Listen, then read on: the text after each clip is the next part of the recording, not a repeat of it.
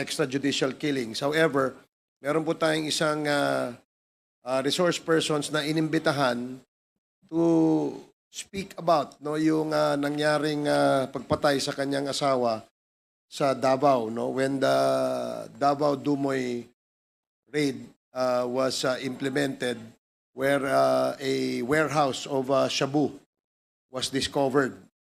At isa doon sa mga napatay ay yung husband nitong ating resource person sa ngayon, who is allegedly a drug lord.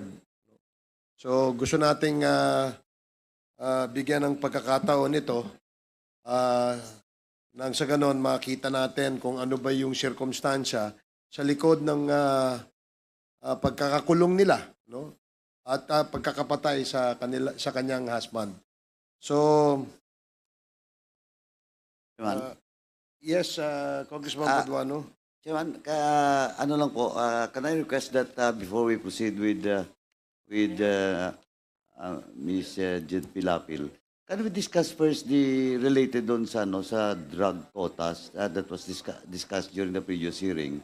Doon po sa mga pulis na na-dismiss based on the quota. Kasi kaninang umaga pa po naghintay dito si Vice Commissioner Bernabe at saka yung sa CSC. Nandito ba yung taga Civil Service Commission? Civil Service? Any representative from Civil Service? Oh, saan sila? Silang importante. Anyway, Chairman, baka pwede lang natin masingit ngayon, mamaya, no? Kasi si Vice Commissioner Bernabe is already informed at he participated during the last hearing. Ang mahalaga ngayon dito, Mr. Chairman, is yung presence ng CEC because I have with me all the case folder that was also submitted by the CEC to this committee, Mr. Chairman. So we cannot discuss this unless in the presence of the CEC. Kasi may tatanong na ako sa kanila. Sige, Thank you, Chairman. For the meantime, na wala pa yung representative ng CSC, can we proceed with the deliberation on, or maybe perhaps the questioning or interpellations to Ms. Jed Pilapil C. We are in receipt of an affidavit signed by Jed Pilapil C. Affidavit po ba ito, Jed? Ito? Yes, Your Honor. Ikaw ba ang pumirma dito? Opo, Your Honor. May kasama kang abogado nung gumagawa ka ba nitong affidavit na ito?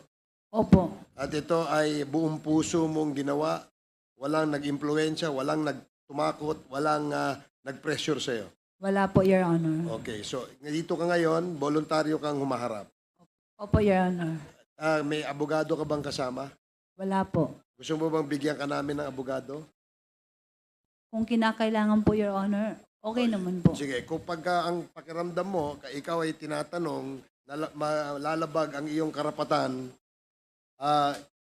huminto ka lang at itaas mo ang iyong kamay, bibigyan ka namin ng abogado. Opo, thank you, Your Honor. Comsec, can you please sound off our lawyers in the House to be present here at any given time that the witness would need the assistance of a lawyer? Okay, salamat. So now, we'll proceed. Yes, sige, bago po magkatanungan ay we will administer the oath of Ms. Jed Pilapil C.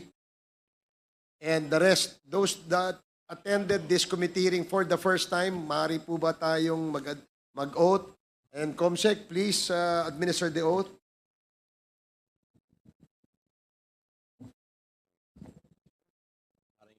Tumayo po and itaas natin ang ating kamay. Kayo ba ay nanunumpa ng katotohanan, pawang katotohanan at buong katotohanan sa pagdinig ng kapulungang ito? At kaawaan nawa kayo ng Diyos. Maraming salamat. The oath has been administered. Okay, thank you, Comsec. Now, we will now proceed with interpellations. I have here a list of the members who wish to interpellate Ms. Jed Pilapil C. I'd like to give the floor first to the chair of the Committee on Human Rights, Congressman Benny Abante. Thank you, Mr. Chair. Gusto ko po sanang tanungin si Miss Jed Pilapil C. Ano po? Taga saan po kayo? Taga Surigao del Sur po. Oo, yung mga Pilapil taga Surigao. Opo. Okay. Kasi meron akong mga kamag-anak na Pilapil sa Bicol. Oo. Sinabi nyo, nung December 31, 2004, ay tinawagan po kayo ng asawa nyo, si Alan C. Opo, Your Honor, kasi nga, nag-usap kami na magkita. Anong napag-usapan nyo? Tinawagan niya po ako kasi supposedly nga magkita kami sa SM dahil ipapasyal namin yung anak namin. Nagkataon po na tulog siya nung mga 3 p.m. Kaya sabi ko sa kanya, mamaya na lang kasi tulog yung bata. Kaya hinintay ko na magising yung anak namin. So siguro mga 5 p.m.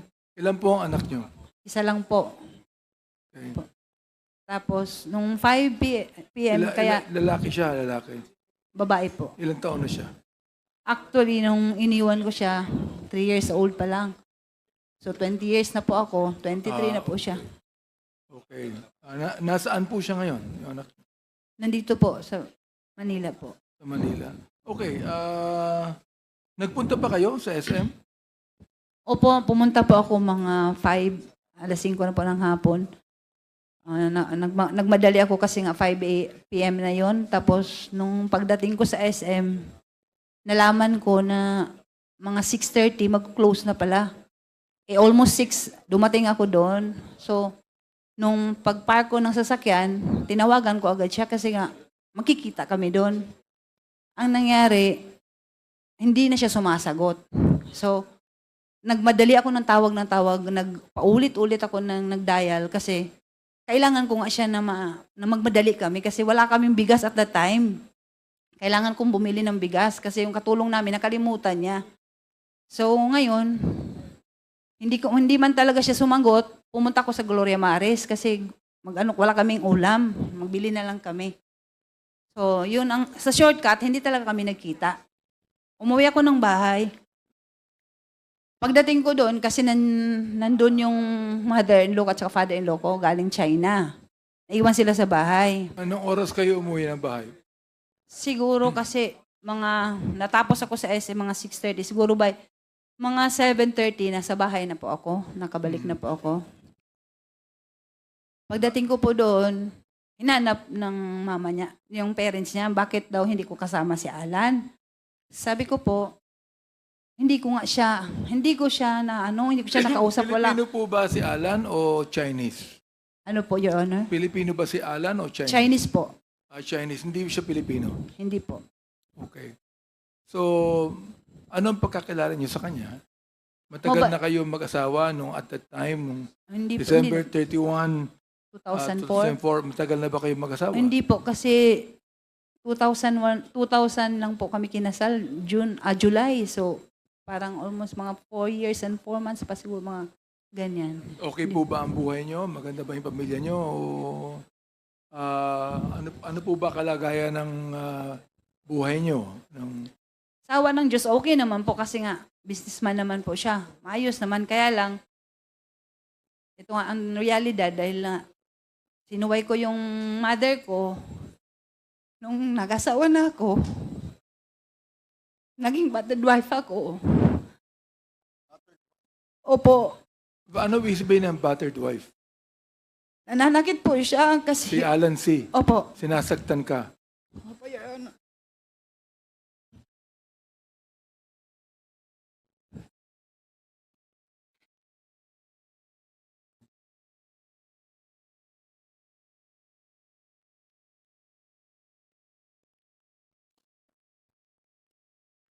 Siguro nga ito yung pinaka-biggest mistake na ginawa ko sa buong buhay ko. Kasi sa pag-disobey ko sa parents ko, Pero kahit sinasaktan ka, Mahal mo pa rin yung asawa mo. Ganun po, Your Honor. Tsaka hindi ako pwede magsumbong kasi nga, kagustuhan ko, parang sa pride ko rin, ayaw ko na mapahiya ko sa family ko kasi sinunod ko man yung gusto ko. Hindi mo siya hiniwalayan. Hindi ka miwalay sa kanya. Nag-attempt po ako nung, mga, buntis pa po ako at that time, mga, siguro, mga 7 months. Nag-attempt ako na gusto ko siya na, layuan. Pero hindi ko rin nakaya kasi yung family, parang inayos kami. Bumalik din ako. So, anong ginagawa sa iyo ng asawa mo? Ibig sabihin ng battered wife, binubugbog ka ba niya? O Opo, yung may instance talaga, nung muntik ako namatay, yung na-hospital ako sa, Davao Doc. Yun ang, na pinaka-worst. Dahil nga, nagkaroon ako ng, hindi ko maintindihan kasi baliktad yun, Your Honor. Yung itong floor, nasa taas, yung sa taas, hindi ako makakain, tapos, hindi ako makatayo. So parang natakot man siya, pinadala niya ako sa ospital, pinatingnan niya ako dun sa, yung neurologist ba yun, parang, yun, tapos, yung ba'y ginagawa niya palagi o ilang beses niyang ginawa sa iyo mula nung kinasal kayo? madalas po, Your Honor, ang nakakaalam po yung, one time talaga kasi yung mother-in-law ko, minsan nagbakasyon man yun sa amin, nakawitness siya nung sinasaktan ako. Yung mama niya talaga ang may alam. Napapagalitan naman siya, pero siguro walang yung mama niya kasi mamagawa yung matanda. Ang nabanggit mo sa iyong sinumpaang salaysay, ng 9:30 ng gabi, ikaw ay pinuntahan ni Mayor Duterte. Opo, Your Honor. Kilala mo ba siya? Kilala ko siya as mayor nung time, at that time po na nangyari po ito. Kilala ka ba niya? Hindi ko po alam kung kilala niya ako kasi never po kami na... It's your first time na makita mo siya. Opo. Okay. So, ibig sabihin, magkaibigan yung Mayor Duterte at that time at si Alan C. Hindi ko po alam kung friends sila kasi hindi ko naman po nakita. Never ko po na nakita si Mayor Duterte at saka yung asawa ko. Mhm. Hindi ko yan sila na... Ang sabi niya sa'yo, na galit siya sa asawa mo. Opo, nung pumunta siya, kasi hinanap niya. Tinanong ko siya kung bakit. Sabi niya, basta galit na galit ako sa asawa mo. Hindi niya sinabi ang dahilan kung bakit. Hindi niya sinabi kasi nga, kinulit ko nga siya, bakit po Mayor? Bakit may kasalanan po ba nagawa ang asawa ko? Bakit galit na galit? Kasi talagang galit siya, parang nanggigigil siya sa galit. Tapos sabi niya, Ibig sabihin, kung pinuntahan ka ni Mayor Duterte at that time, kilalang kilala nung Mayor Duterte at that time, ang asawa mo. hindi ko, Palagay ko, hindi kanya pupuntahan kung hindi mahalaga si Alan C. kay Mayor Duterte. Tama? hindi ko po masabi, Your Honor, kasi hindi ko naman alam kung magkakilala sila. Ang alam ko, mayor siya, pero never ko nga talaga na nakita yan sila na or wala akong instance na nakita na, Binanggit niya sa'yo na huwag kang lalabas ng bahay opo, at Your Honor. bibigyan ka ng security Opo, Your Honor. mula sa RMG, CIDG, pati Task Force Davao. Yun ang Opo. sabi. Nabigyan ka ba? Opo, Your Honor. Umalis si Mayor Duterte ilang minuto after na dumating siya. Ano yung again, Your Honor? Umalis siya sa bahay mo ilang minuto pagkatapos niyan dumating. Dumating siya ng 9:30, umalis siya ng anong oras? Madali naman lang po yung pag-uusap namin kasi nagtanong lang siya. Nag-usap kami dahil nga Friday kasi hindi ko yun makalimutan kasi Friday, magsa-Sabbath day na po ako pagka following day. Supposedly doon po yung Sabbath service namin sa Eden, yung resort doon sa Davao. Yung sinabi niya sa akin na huwag kang umalis kasi babalik ako sa'yo bukas. Huwag ka muna magpunta So, doon. nung umalis siya, Miss Jed, dumating yung mga security. Actually, nung pumunta po siya, Your Honor, marami sila eh. Marami siyang kasama. Marami sila. Kilala mo ba yung ibang kasama niya? Wala akong nakilala kahit isa doon, maliban wala. sa kanya. Wala siyang kasamang anak niya o sino man? Vice Mayor, Konsehal, wala po siyang kasama? Wala talagang nakilala doon. At saka madilim din yun, yung time na yun kasi mga 9:30 na yun. madilim yung ano, hindi ko masyado na ano yung mga mukha ng mga kasama niya. Pero marami talaga Siya sila. ba yung nagbalik kinabukasan sa pangako niya? Hindi siya nagbalik. Hindi na siya bumalik. O after several hours, binanggit mo na ang isang kaibigan mo ay tumawag. Tumawag sa iyo Nagtawag o po. tumawag sa asawa mo? Anong ibig sabihin nun? Ito, hindi ko talaga ma-sure kung sa akin na cellphone o sa asawa ko. Kasi nga, yung cellphone ng asawa ko, pag hindi siya sumagot or naka-off, magda-divert po sa akin. Mhm. So, nung time na tumawag yung kaibigan niya, kalimutan ko na yung pangalan, matagal-tagal lang, 20 years na po. Kasi, nung tumawag siya sa akin, kasi, Nakausap mo siya? opo, nang pagsagot ko, so, siyempre, kilala niya, babae ang sumagot, so ako yon.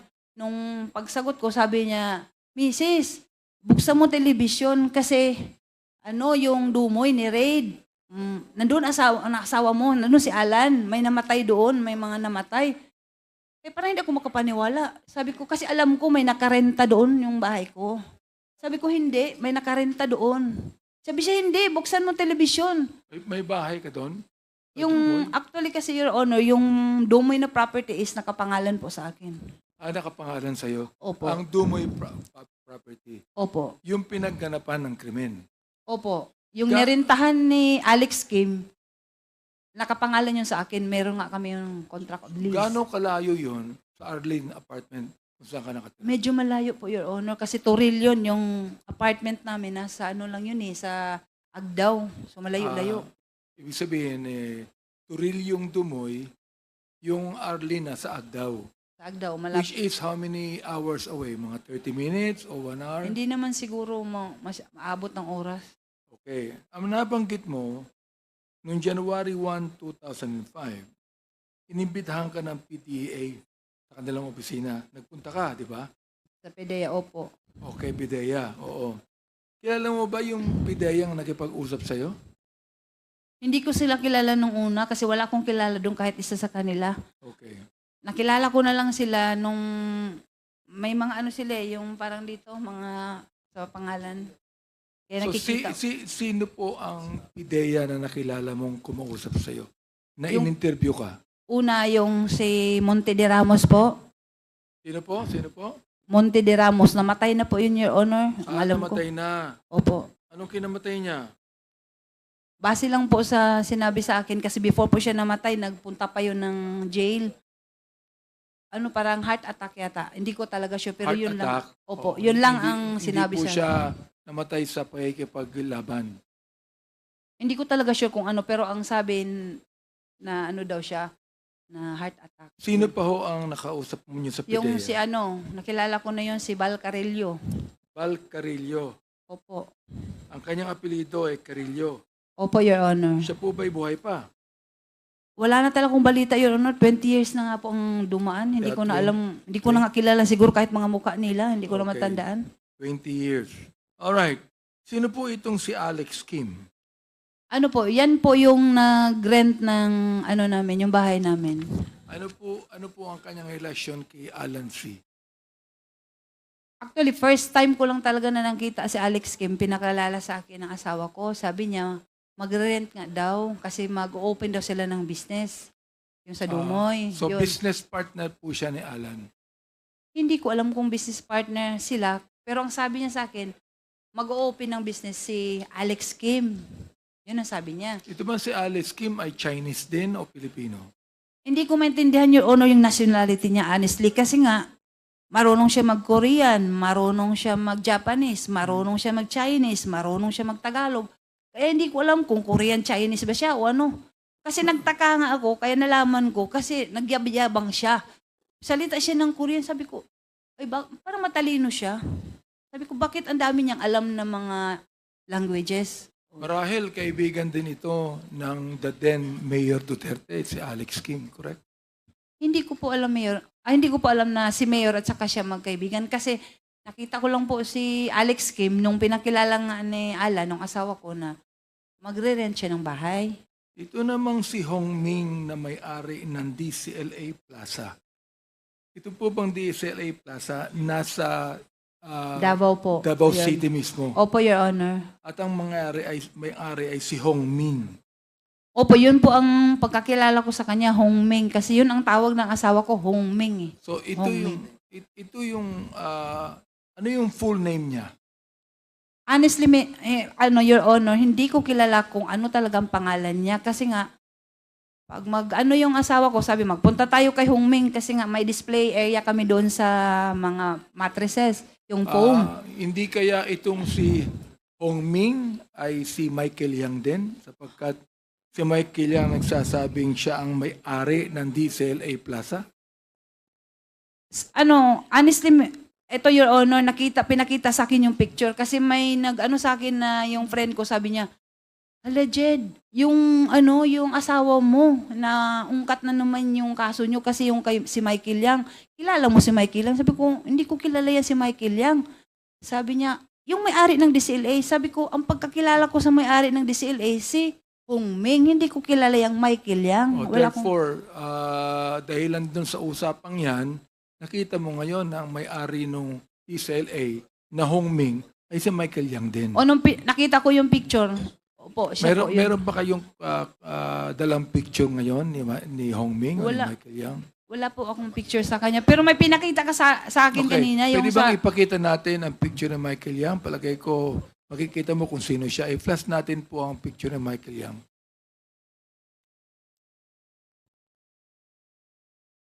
Matagal na bang kaibigan ni Alan C. si Hong Ming? Hindi ko po masabi, Your Honor, kung matagal na sila na magkakilala. Kasi nga, Pero nagpupunta kami, si Hong Ming sa bahay nyo. hindi siya nagpupunta. Kayo nagpupunta Kami sa ang kanya? pupunta doon kasi nga may display area kami doon sa kanya. Okay. Opo. So, ilang beses kayo nagpupunta ron sa isang linggo? Hindi naman palagi, not frequent, but siguro sa mga isang buwan, minsan once or twice ganyan. Pero hindi ko siya masyado nakakausap kasi pag pupunta kami doon, sila nga ang nag-uusap dahil ako, di ba meron siyang mga tinda, yung mga damit. O di kilala mo yung Hong Ming. Nakita ko siya, po, Okay. Your Honor. So, andito na ba yung picture ni Michael Yang? Ipakita natin kung yun nga. Can we ask yan, the, yan. yan. Ayan. Siya Opo, ba yun? Your Honor, siya po. Siya. Therefore, tinuturo po dito, Mr. Chair, na itong si Hong Ming ay si Michael Yang. Alam niyo po ba na si Michael Yang ay ginawang advisor ng Mayor Tato nung siya ay naging Pangulo? I'm sorry po, Your Honor, pero wala na po akong alam na ano pala siya. Yung economic advisor. Opo. Opo. Pero nabanggit niyo, economic Opo, advisor. ganito. Wala po akong alam, pero sa balita na lang nung nagkaroon na nga ng gulo na ano pala siya. Kasi hindi ko man nakalain na pwede pala yung Chinese maging ganyan economic advisor kasi alam ko pure Chinese siya.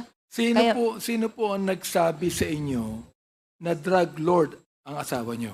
Yung mga pideya po.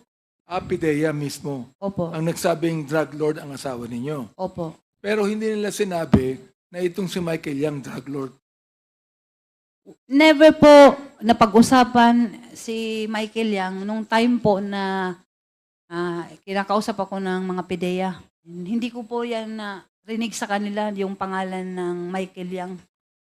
Narinig ko na lang talaga yung pumutok yung issue na parang nagkagulo na dawit yung pangalan po. Pero wala kang alam sa ibang mga activities ng asawa mo. Wala po akong alam, Your Honor, kasi nga yung As buhay. in talagang wala. Wala po. Maliban na lang po siguro sa mga bagay na katulad yan, magsabi siya, bibili ako ng property, pirmahan mo. Ganyan. Pipirma na lang ako. Nabanggit mo sa yung affidavit na kung ikaw ay ini-interrogate ng PIDEA, ay yung mga sagot mo ay kanilang tinitwist o pinapalitan. Opo. Ano pong ibig sabihin nun? Ganito po, Your Honor, yan ang honestly, I must admit talaga, yun ang dahilan na talagang nagano ko ng galit sa PIDEA. Kasi nga, nung in-invite ako, I never thought na yung statement ko pala na sasabihin yung mga sagot ko, doon din sila kukuha ng mga, yung gagawin nila ng para makasuhan kami. Kasi nagsasabi ako ng totoo, sinasagot ko sila ng maayos, nagulat na lang ako pagdating doon sa yung nag-hearing na kami. Katulad nun, inutusan ako ng asawa ko na magbili ng Venetian blinds. Kasi before yan, before na-occupy ni yung ngayon Michael Yang, ni Hongme, ay hindi, no, I mean, si Alex Kim, yung bahay kasi kailangan pa siyang ayos. So, sabi ng asawa ko, magbili ka ng, kasi mainit doon eh, yung sa window. Ito, nabanggit mo na pinafabricate Opo, yun po ang totoo ang yun. mga salita mo. Opo. So, pakibigyan mo nga kami ng example ng pinabricate ng PIDEA ang mga salita mo. Ito po yung hindi ko makalimutan na statement na yung Venetian blinds na dala ko, pinadala ng asawa ko, pinahati doon sa Dumoy. Hindi pa po yun na-occupy ni Alex Kim. Nagtaka ko pagdating doon sa statement, sinabi nagdala ako ng karton-karton ng mga chemicals. Nagdi-deliver ako doon. Kasabwat daw ako sa yung drug operation ng asawa ko. So, Okay. yun ang pinakaano ko na natatandaan ko sa ngayon, Your Miss Honor. Jed, kilala mo ang director ng PIDEA, si Wilkins Villanueva? Opo, nagkaharap po kami, Your Honor. Nandito siya ngayon. Pakitingnan mo nga at ituro mo sa amin kung kilala mo. Pakitayo, tumayo ka lang. Kapagkat nandito siya eh. Tingnan natin kung kilala mo siya. Tumayo ka lang, umikot ka, tumayo ka. Tingnan mo maigi. Kung kilala mo, ang siyang nag-interrogate sa'yo, nakipag-usap sa'yo, ang director po ng PIDEA at that time ay si Wilkins Villanueva. Pakituro nyo nga kung sino siya.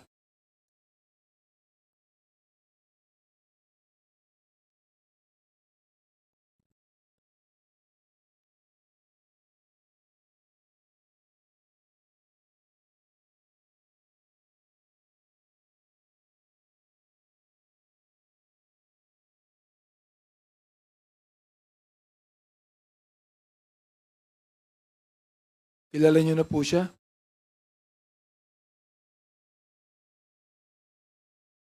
Opo, Your Honor.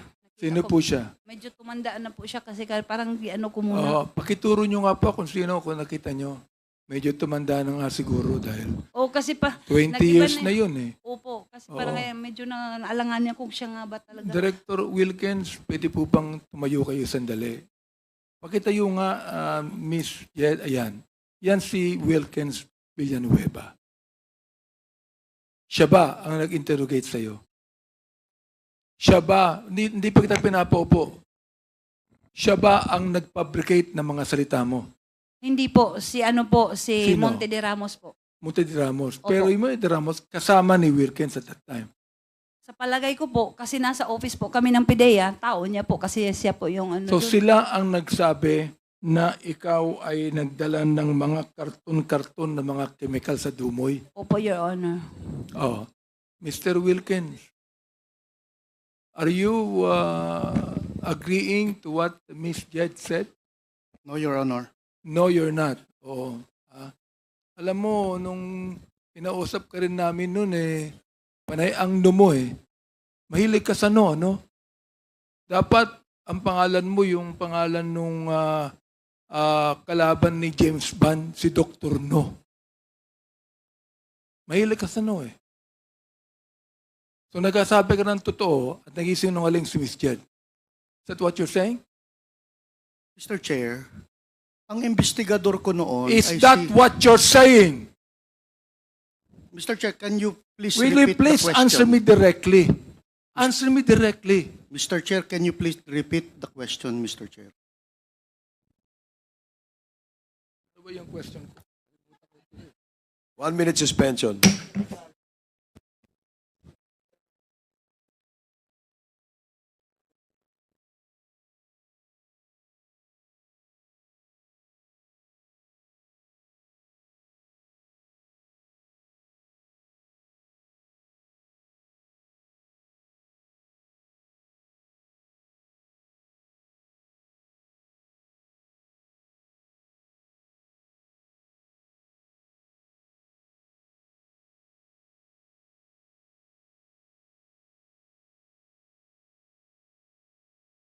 Okay. Hearing is resumed. Naalala ko na. No, talagang tumatanda na tayo no? Ang tanong ko, is that what you're saying? So, please explain. Thank you, Mr. Chair. Mr. Chair, si Monte de Ramos was my investigator. So, ang Ang sabi ni Jed Pilapil, dinala siya sa PIDEA. Tinanong si Jed Pilapil kung kasama ako doon na nagtatanong. Hindi siya sigurado, Mr. Chair, pero she presumed na naandun ako dahil nasa opisina ako. While in fact, wala naman siyang knowledge na naandun ako actual doon sa nag-i-investigate si Monte de Ramos, Mr. Chair. Tama ba yon, Ms. Jed? Your Honor, pwede po i-correct ko lang po yung statement. Kasi ganito, di ba tinanong niyo po ako kung si Wilkins Villanueva po ba yung nagtanong sa akin. Sabi ko po sa inyo, hindi po siya, si Monte de Ramos, yung tao niya, ang nagtanong sa akin. Pero never ko na nagsabi na yung ano ba yung sinabi niya kanina, parang mali eh. Kasi ang sinabi ko po, si Monte de Ramos, tinanong mo ako ulit na ano yung, Kasama niya. anong kasama ba niya. Oo. Sabi ko, probably kasi tao niya. Pero wala siya nung time na nag-investigate si Monte de Ramos. Wala siya. Wala siya. Paano mo siya nakilala? Kasi actually isa siya sa mga sa akin po, nag-interrogate. Aha. Sino po ang nagkaso sa inyo?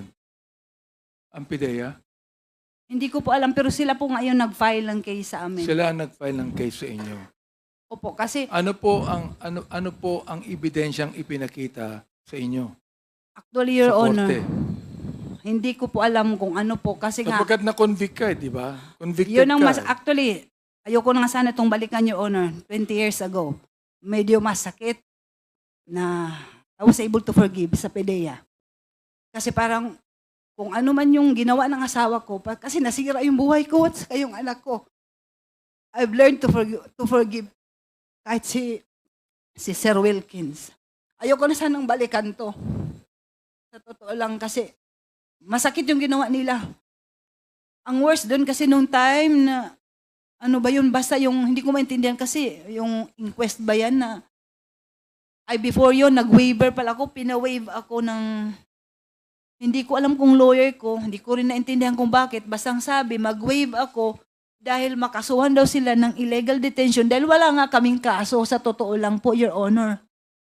O dahil sa takot ko po, dahil sabi ng lawyer ko, hindi ko daw alam po kung ano yung katotohanan dito. Baka daw madamay ako dito. Sabi niya, magpirma ka na lang ng waiver for safekeeping. Yun ang naintindihan ko. Pero Sabi hindi. ng lawyer mo. Opo. Sino po ang lawyer niyo nang sabi niyan? At that time po, si Attorney Zulueta po. Ano po siya? Saan siya nag-law lawyer? Parang dito Private lawyer po siya? Opo, Your Honor. Okay. Tapos So bakit niya nasabi na pumirma na lang kayo ng waiver? siguro, Your Honor, dahil din wala talaga akong alam sa mga ganito. Dahil first time, sa life ko, sa family ko, wala akong mga kaalam-alam na mga ganyan. Siguro lang, takot din ako at that time kasi nga, sabi niya, wala daw akong alam sa mga katotohanan for safety. Actually, napilitan ako, pumirma ako ng waiver para hindi sila makasuhan ng PDEA ng illegal detention. So, Mr. Director Wilkin, can you please explain that to us? Inyong kinasuhan si Miss Jed, na-convict po siya at nakakulong ng 20 years. Narinig po ninyo, ang buhay niya ay nasira at wala siyang involvement sa operasyon ng kanyang asawa at pinabricate ng PIDEA ang kanyang mga sinasabi. Ano po masasabi niyo doon? Mr. Chair, 3 months yung surveillance and casing operations ng PIDEA. Si Jed Pilapelsi, siya yung namimili ng mga equipment, freezer, water circulating vacuum pump. Siya yung nagdadala dun sa Dumoy Clandestine Laboratory, Mr. Chair. And then, during the time na doon sa korte, dininay ni Jed Pilapil, nakilala niya si Alex Kim. Mantalang merong mga footages kami na nag-uusap sila ni Alex Kim on a dinner. Mr. Chair, the case has already, she was convicted in court and she was upheld by the Supreme Court. Itong kaso niya, Mr. Chair. So, for 3 months, imposible hindi alam ni Jed at ni Jong Pilapil na involved siya dun sa pag-set up ng laboratory sa Dumoy. That's impossible, Mr. Chair. Ano po masasabi niyo ron, Miss Jed? Sabi ko nga po, Your Honor, napatawad ko na po sila. Mahirap na po makipagtalo kay, sorry po, Mr. Villanueva, pero pinaglaban nga namin. Kung pwede nga lang siguro sa Honorable Court na to, ito sa Quadcom, pwede nyo naman po mabasa yung lahat ng ano, kasi yung sinasabi ni Sir Villanueva, na dininay ko si Alex Kim, never po na nag-deny ako sa kanya dahil nga siya yung lessee ng property ko. At nakarecord yan sa court na kami ay may contract of lease. Paano ko sabihin na hindi ko siya kilala? Nagpirmahan kami. Matagal na kasi yung kaya palagay ko, wala na yung mga records. Ano po? Palagay ko po, Your Honor, hindi ko na po kayo alam. makakuha ng record para malaman po natin kung talagang sinabi niyo hindi niyo kilala si Alex Kim. Pwede po, Your Honor. Di ba archive siguro yan? Pero ewan ko lang kasi 20 years ago, parang kahit nga ako yung ibang events, hindi ko na alam po. Mr. Chair, ano bang magagawa natin dito?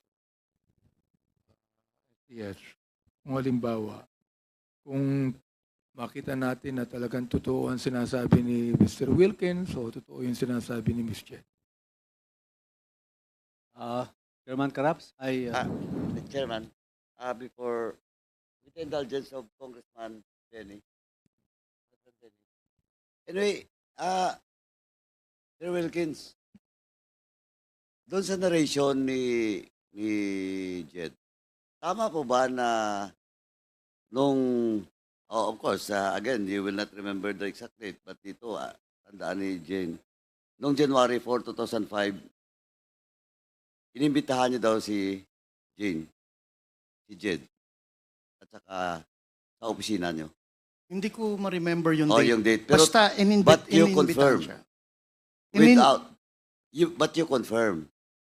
Na ininbitahan siya sa Oh, yeah. office. I don't know the date, Mr. Chair. Okay. Now, second, is it correct na nag-sign siya ng waiver? I don't know, Mr. Chair. Why? Hindi para sa akin yung Mr. Chair. I have my investigator. No, but you're the head.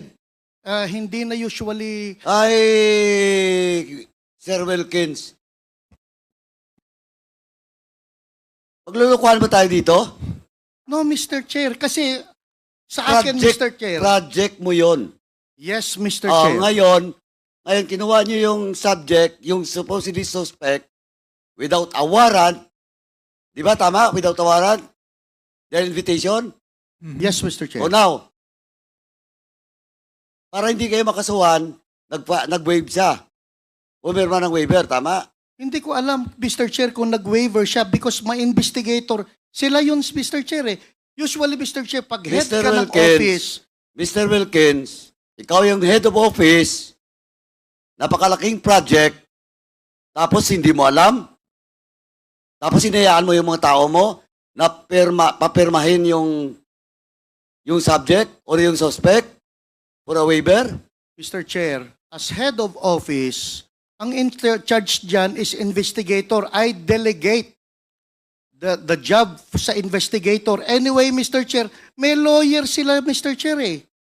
But in that case, Mr. Wilkins, are you not liable if ever there will be a violation of the rights of because you're just the head and there is an investigator? Ito, theoretical lang. Mr. Are Chair, you not liable? Theoretical hindi ko sinasabi na he has all the basis of his overclaim. usually, Mr. Chair, sa... Hindi nga. At tinatanong ko, theoretical. Hypothetical. Theoretical. Are you liable or not? No, Mr. Chair. Why? Dahil hindi naman... But you are the head of Yes, Mr. the office. Yes, If- Mr. Chair. If illegal activity or whatever violation of law under your office, as the head of office, you are liable, especially in this case. Especially in this case, this is a very big project of your office. Oh, si AC Mr. Chair. nandito. Ito, si AC, this is not, si AC, This is the subject. Are you a lawyer, sir? Good afternoon, Mr. Chair, and to all the other members of the This is the subject for in your invitation, no? Tanungin na kita. In this case, eto, hypothetical lang. If the investigator of Wilkins violates the right of the suspect, is he not liable of any case? Mr. Chair, there are circumstances that has to be met for the principle of command responsibility to apply to the extent that the principal may be liable. Because, Mr. Chair, as explained by former Executive Director General Villanueva, he mentioned that he delegated the conduct of, if I heard him correctly, the conduct of that operation to his investigator. No, that is not the conduct of So- the operation, the conduct of the investigation, Conduct of the interrogation, investigation, Mr. Chair. of the interrogation. Yes, Mr. Chair. Pero sa project, nandun siya. Directly being supervised by Mr. Wilkins. Like At I'm- inamin niya yan.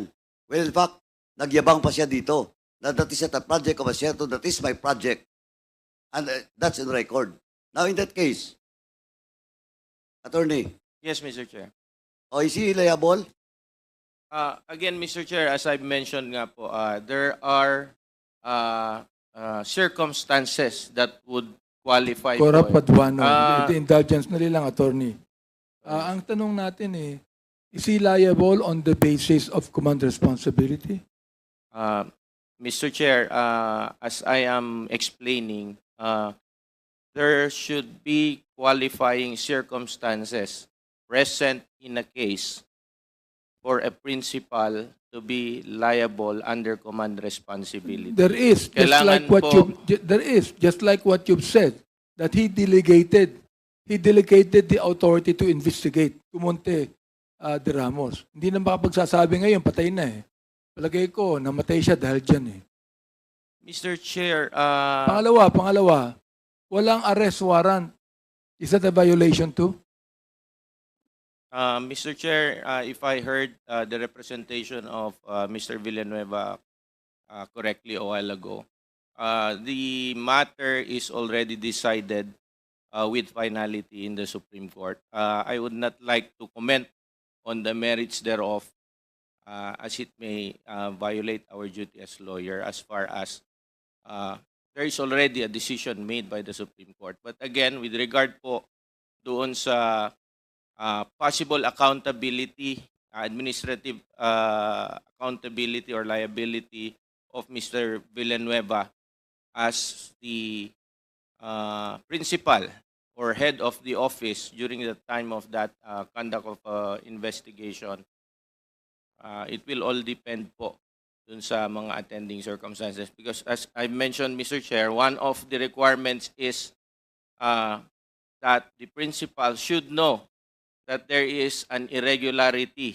or an omission that was committed, and despite knowing of such irregularity or wrong committed by his subordinates, he failed to take corrective actions on the matter. So The irregularity caused the brokenness of the family actually. Anyway, Miss Jed, nabanggit mo na hanggang ngayon, hindi mo alam kung buhay pa o patay na ang iyong asawa? Hanggang ngayon, hindi mo alam. Yes, Your Honor. Okay.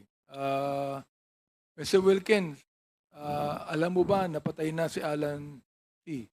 Mr. Chair, wala siya doon sa laboratory when the time was when we raided the laboratory, Mr. Chair.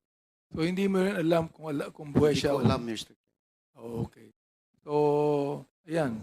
Miss Jed, narinig mo ang sinabi ni Director Wilkins na hindi rin niya alam kung buhay o patay ang asawa mo. Opo, Your Honor. Actually, kung pwede pa akong magsalita. Sabi ko nga, sa 20 years, I was able to accept na God has a purpose. Kung buhay man si Alan C. or patay, gusto ko na sana matahimik na po ito, Your Honor. Kasi nagsuffer na po ako ng 20 years, yung anak ko. Di ba kanina sabi nga ng ma-decided na may finality na po yung kaso namin. Wala na akong magawa eh. Pero siguro tama yung sinasabi sa Bible na Proverbs 13:23 na for lack of justice there is waste. By waste talaga. Kasi yung buhay namin ng kami, magkapatid. Supposedly, hindi kami nagpapagasto sa gobyerno, sa pagkain, sa rasyon, sa kulungan. Siguro mas productive po pag nasa labas. Pero sa nangyari, anyway, sabi ko nga, wala na kami magawa. Tapos na eh. 20 years, hindi ganun kadali. Pero with God's grace po, He has a purpose at naging makabuluhan ng buhay ko sa kulungan. At yun ang pinapapasalamat ko. Sana po, bigyan na po ng peace ito kasi parang useless din, Your Honor. Dahil hindi na po maibabalik lahat ng na-damage sa buhay ko. Salamat po sa inyong attitude. Ilan taon pa po kayo sa kulungan? Ano? Ilan taon pa po kayo sa kulungan? Nakawala na ba kayo o ano ba? Ang status nyo ngayon? Actually po, Your Honor, as far as I know po, I have already served the maximum sentence po. Kasi nga, with the GCTA po, nagpapasalamat po ako sa Panginoon dahil nga, meron yung bagong yata batas. I was able to avail nung GCTA. So from jail, sa tulong ni God, I was able to maintain yung good attitude ko sa jail until sa correctional. And I am even the trustee mula sa jail hanggang sa correctional. At ito ay pinapasalamatan ko dahil it's a privilege. Privilege lang po ito. And siguro nga, sabi ko nga, may purpose si God. At sa ngayon, so sana, I would like to take this opportunity to speak if I may be allowed by this honorable committee na sana po, mabigyan na po ng pansin yung hinihiling ko ng kalayaan, pati yung kapatid ko.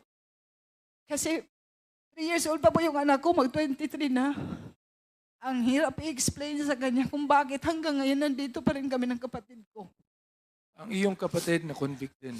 Opo, Your Honor. Nasa Dapicol po siya. Kumusta na po siya ngayon? Sa awa ng Diyos nga, Your Honor, both of us, Wala rin din po siyang kasalanan. pareho po kami, Your Honor. I will speak for my brother kasi kilala ko siya. Kumusta yung anak ninyo ngayon? Sa ngayon po, masasabi ko siguro sa tulong ni God, I tried to explain to her na God has a purpose. She must be strong. Sabi ko sa kanya, medyo nasaktan lang siya talaga. Dahil nga ito sa nangyari ngayon, bakit naungkat na naman ito? Dahil tapos na nga. Tumahimik na nga yung buhay ko sa 20 years sa kulungan. Bakit ito? Pero siguro, baka ito yung opportunity na sana mapansin na makauwi na rin kami ng kapatid ko. At para na rin kung okay lang po na. Marami po sa mga kasamahan ko sa kulungan na baka kasi itong body na to, I am praying for this body, hindi lang sa yung lawmakers ng Philippines na i-enlighten po kayo kasi ang daming, siguro, yung 20 years ko sa kulungan na nakita ko na baka mabigyan nyo rin ng pansin, lalo na po yung matatanda na namamatay na lang doon, sobra na ng 20 years, hindi pa nakakalaya. Yun lang po sana maano ko na, sana hindi lang po ako, mabigyan ng pansin po yung mga nakakulong. Mr. Wilkins, alam ko po na mahirap din ang inyong kalagayan. Ano po? Pero alam nyo, tulad ng testimony po ni Ms. Jed, kung totoo po yung sinasabi niya, you are guilty of human rights violation. Kung totoo yung sinasabi niya, Mr. Wilkins. Tama ho ba ako? I don't think so, Mr. Chair. Sabi ko, kung totoo ang sinasabi niya, you are guilty of human rights violation. Yes, Mr. Chair. You are. Correct. Yes, Mr. Chair. Kung totoo yung sinasabi Hindi, kung totoo, Yes, you Mr. are Chair. guilty Yes, of Mr. human Chair. rights violation. Sasabihin ko sa iyo, kung totoo ang sinasabi niya, hindi ka na makakatulog mamayang gabi. Mr. Chair. 20 years yan, Mr. Chair. Kitang-kita ko sa mga video. Hindi ko na kinakailangan pang explanation mo, Mr. Wilkins. Mr. Chair, gusto ko naman tanungin po itong, I'm so glad that Ms. Fortune is with us today. uh, Dr. Fortune, ano po, you have done a lot of forensics, no, sa mga biktima po ng extrajudicial killings, no. So we'd like to find out kung ano yung findings niyo po sa kanila.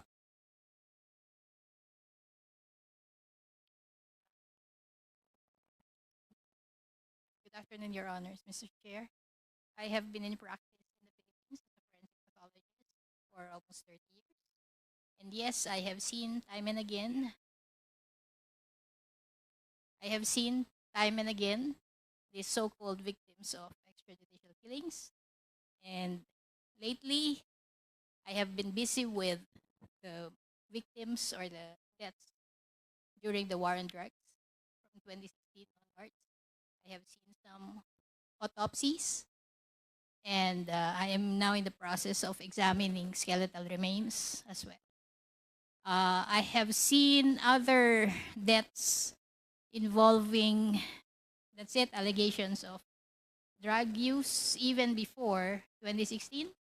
I'm still seeing victims of activists, red tag, people, environmentalists, allegedly killed by the military as well. So I have seen Dr. Fortune, how many victims have you autopsied so far as the war on drugs is concerned? autopsied. This was 2016 to 2019. I saw about 30 cases. 30. Exhumations, 2016 onwards, we have been exhuming because it's been 5 years and they were buried in public cemeteries and the families could not afford extending the lease. I have been doing this with AJ Kalinga Foundation through Father Flavi, and some other parties have approached me. So in total, I have seen 114 exhumed cases. Dr. Fortune, in all of those that you have autopsied, ano po ang findings nyo? For example, like they have been killed. Nanlaban po ba sila o they were just killed without even,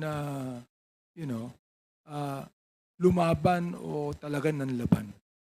In all of these cases, the best is you do homicide investigation, which is basic, which generally had not been done in the shootings. You would want to, what we call, reconstruct the shooting. What is the body saying, the victim, the dead victim, the other evidence, the scene, versus, as you say, what are the allegations of those who are living, those who did the killing. And in many situations, I am not able to do this because I just see the body already embalmed, sometimes examined, autopsied, with very little crime scene information. I don't have the clothes, I don't have the bullets, although some I have seen. In other words, I am not able to work with a team, which is how it should be.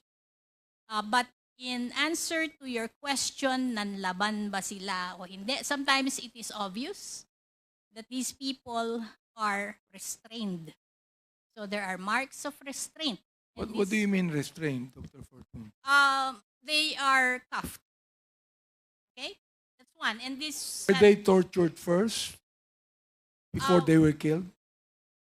The word torture implies that they were made to suffer before they were killed. We don't necessarily use that in our final determination, but well, I have seen some with injuries that were apparently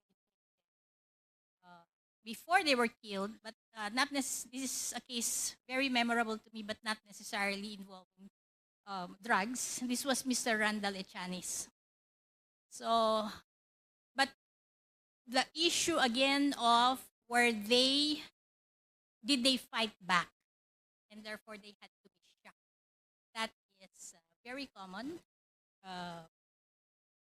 statement of police. In fact, there seems to be a template of how they had to fight back. But if you look at police procedures in other countries, the police are not supposed to kill. And if they do, there should be a very science-oriented, objective, independent investigation, which doesn't happen here. Again, back to your question, did they fight back or not? I have seen some cases with apparent what we call defense-type injuries.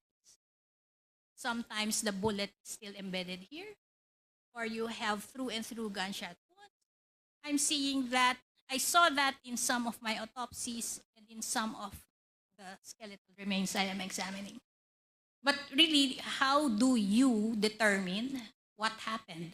It's totality of evidence, and unfortunately, many times I do not have access to that, Your Honor. Thank you very much, Senator Fortune. I think that, Mr. Chair, the others would have some questions. Thank you very much. Thank you, Chairman Abante. DSJJ would like to ask questions, and then we follow the list. First to interpolate is Congressman Rog Gutierrez. So before Congressman Gutierrez, DSJJ Suarez, you are recognized. With the indulgence of Congressman Gutierrez,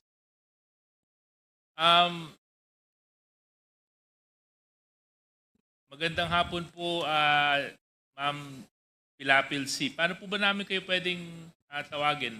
Ano bang komportable sa inyo? Jed po, Your Honor. Okay lang po. Okay Good lang po afternoon na- din po. Tawagin po namin kayo, Jed. Opo. So, Jed, kamusta naman po kayo ngayon? Anong kalagayan nyo? Okay naman po ang pakiramdam ninyo? Sa tulong ng Panginoon po, Your Honor, okay naman po ako kahit wala po akong tulog. Kasi madaling araw po yung biyahe namin kanina. So, kanina nabanggit mo, kasalukuyan kang nakakulong. Yes, Your Honor. At ilang taon na po kayong nakakulong? Mag-20 na po by January 4 po.